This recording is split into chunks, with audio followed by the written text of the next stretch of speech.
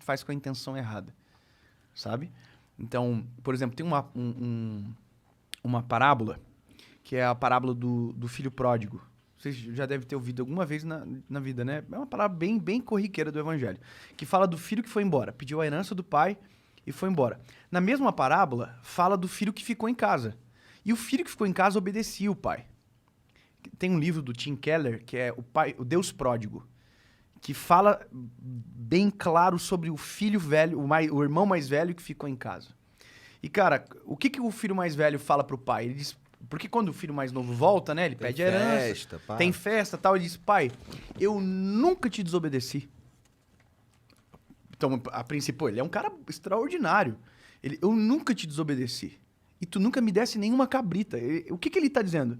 Eu pensava que por obedecer eu tinha direito de tomar as decisões por ti. É isso que ele está querendo dizer.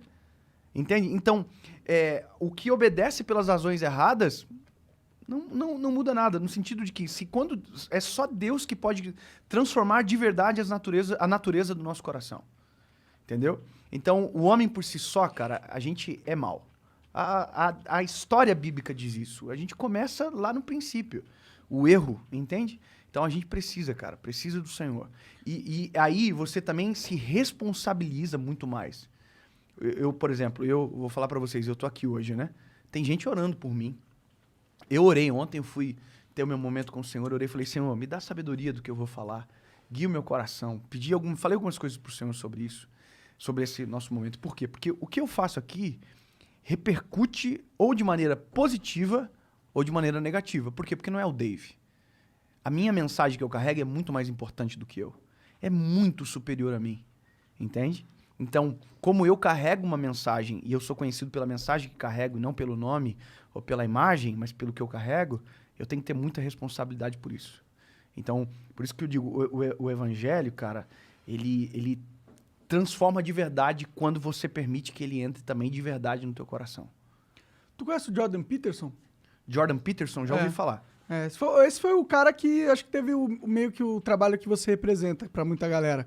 Foi o cara que me mostrou o caminho pra eu ter uma transformação ao ponto de eu acreditar em Deus. Porque a minha origem, meu background, minha mãe é espírita, né? Então eu ia no centro espírita quando era mais moleque, mas parei. E depois que eu parei, eu virei... Sabe aqueles ateus revoltados? Odeia o universo e a vida e acha que tudo é injusto e não sei o quê. E eu fiquei com essa mentalidade durante muito tempo. Por quê? O que desencadeou? Foi alguma coisa ruim que aconteceu? Olha, a minha infância não foi das melhores, assim, entendeu? Então, eu sempre tive muitas coisas que eu tive que lidar e eu achava a vida bem injusta. Em algum momento você culpou Deus por tudo ou quis que não existisse? Eu não conseguia acreditar que ele existisse, entendeu? Eu achava que a realidade era tão perversa que a existência de um Deus é meio improvável, entendeu? Só que, com o tempo, eu fui... Sei lá, eu saí daquela situação merda que eu tava e consegui respirar um pouco, mas mesmo assim eu não acreditava, entendeu? E aí, eu caí de novo. Fui pra uma situação merda de novo, entendeu?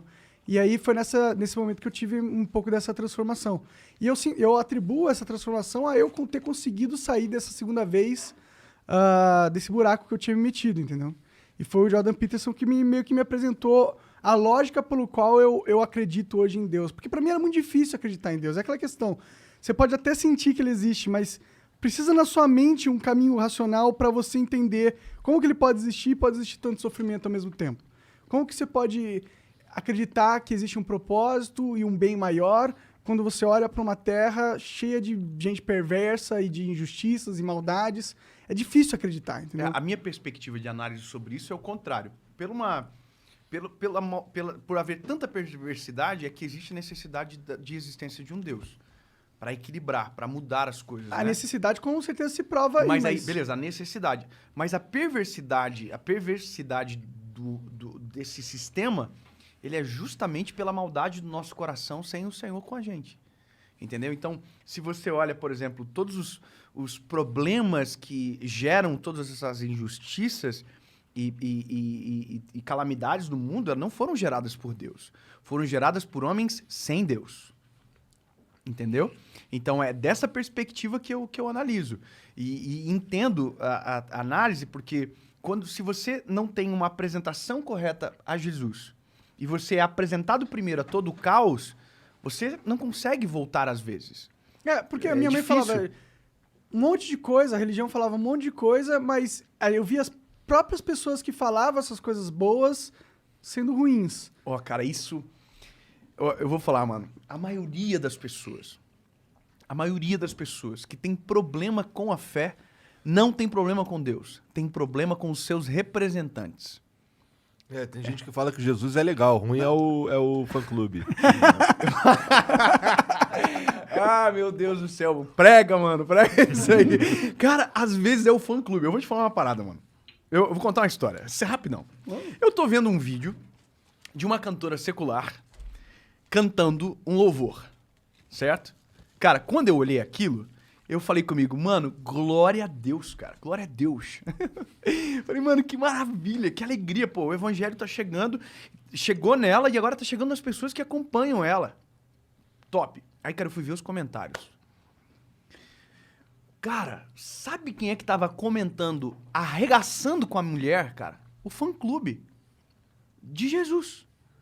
O cara que tinha que estar celebrando que o evangelho tá chegando, que a palavra tá indo, que Deus tá no negócio, tá entrando. Tava falando, que absurdo, como é que pode? Tem que decidir, entendeu? Então as pessoas têm uma ideia que a pessoa precisa ser transformada para Jesus entrar na história. Não é assim. Jesus tem que entrar na história para que a pessoa seja transformada. Então o evangelho não é para os bons, o evangelho é para os maus. O cara que se sente bom, ele não se rende ao evangelho. Por isso que a primeira coisa para você se entregar a Jesus é você reconhecer que você é mau. Eu sou bom. Então você não precisa de Jesus, amigo. Tem uma passagem bíblica que chega um jovem rico e fala para Jesus, Jesus, o que eu posso fazer para herdar a vida eterna? Aí Jesus fala para ele, segue todos os meus mandamentos. E ele falou, não, isso eu faço desde quando era criança. Então o cara é perfeito. Aí Jesus disse para ele, então, basicamente, né, você é perfeito, cara. Então vende tudo e me segue. Aí a Bíblia diz que o jovem rico entristeceu e foi embora. Porque ele não estava disposto a vender tudo o que ele tinha, porque o coração dele está naquilo. Depois a Bíblia vai falar do rico, do camelo agulha, passar pelo fundo de uma agulha, papapá, aquela coisa toda. Mas, cara, o que é a resposta ali? Minha humilde interpretação como um evangelista. Quando Jesus diz para ele... Quando ele pergunta para Jesus, né? O que eu posso fazer para herdar a vida eterna? Que Jesus o responde, quer seguir todos os mandamentos, ele tinha que ter dito o seguinte, cara, Jesus, eu tô tentando desde quando era guri, mas é difícil, tem dia que eu não consigo. Aí Jesus provavelmente ia responder para ele o seguinte, é exatamente isso, é por isso que não é você que conquista a vida eterna, é eu, que é o plano de salvação que na cruz vou conquistar para você.